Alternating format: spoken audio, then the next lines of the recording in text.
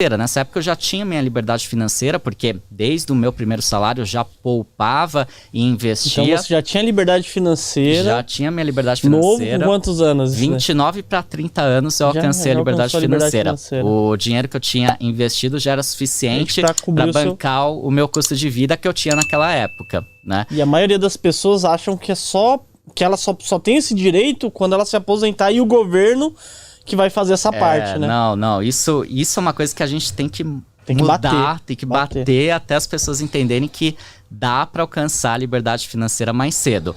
Precisa, principalmente, focar em ganhar mais, trabalhar. O que me ajudou muito foi eu ter começado já com um salário bom e poupar sempre uma parte desse salário, porque não adianta nada você ter um salário ótimo se você não poupa, que é o que acontece com muita gente, inclusive do setor público. As pessoas que têm um excelente salário, só que elas gastam tudo e às vezes até se endividam, porque é absurdo, né? Custo de vida alto demais, quer morar num lugar acima do padrão, quer comprar um carro acima das possibilidades, quer fazer viagens caras demais, e aí às vezes a pessoa, mesmo com salário bom, acaba se endividando.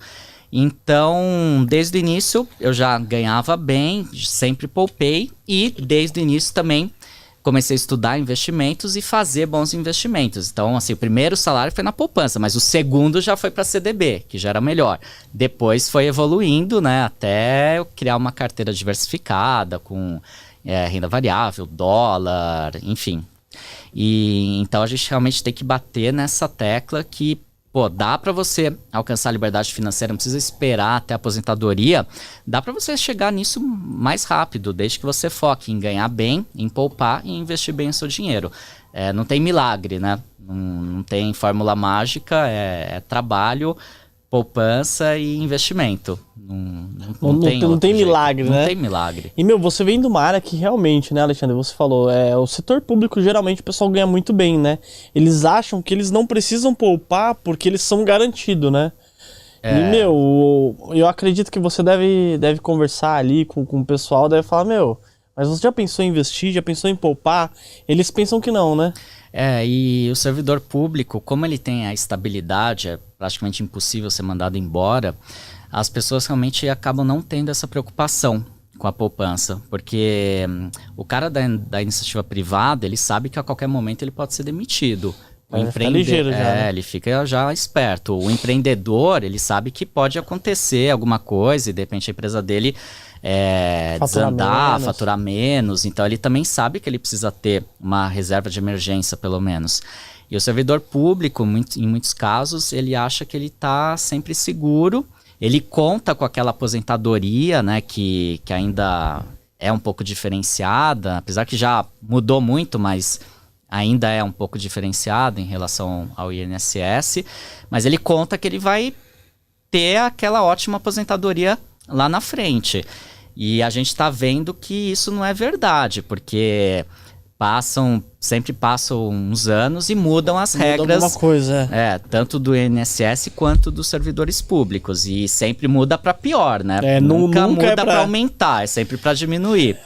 Então, assim, eu falo para os meus colegas aí da área pública que vocês também precisam poupar, investir, porque crer cegamente nessa estabilidade, nessa aposentadoria do governo ou de uma entidade de previdência pública não é uma boa ideia.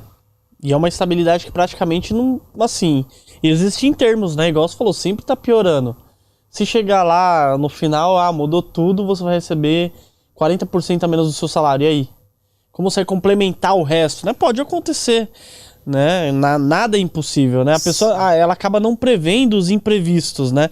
Porque sempre vai acontecer algum imprevisto, Alexandre. Uma coisa que você tem entender na sua vida, sempre vai acontecer um imprevisto. Tem muitas coisas que você não consegue prever, né? Você consegue prever, sei lá, às vezes você fura um pneu do seu carro. Já é uma coisa mais previsível, né?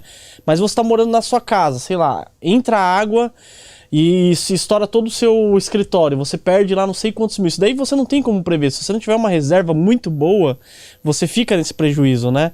Então tem várias coisas. Eu tava lendo até alguns livros que eles falam muito disso daí, da imprevisibilidade que ocorre mesmo você querendo prever. Sim, e ainda falando de servidor público, a gente teve vários casos recentes de estados que atrasaram salário por conta... Rio de Janeiro, né? Rio de Janeiro foi um dos, Rio Grande do Sul também já teve problemas sérios de atrasos salariais, outros estados também já tiveram.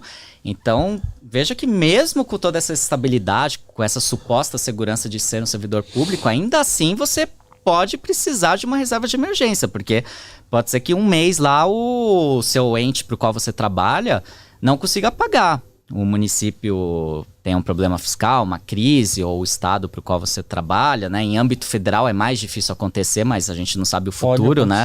Pode acontecer um dia, né?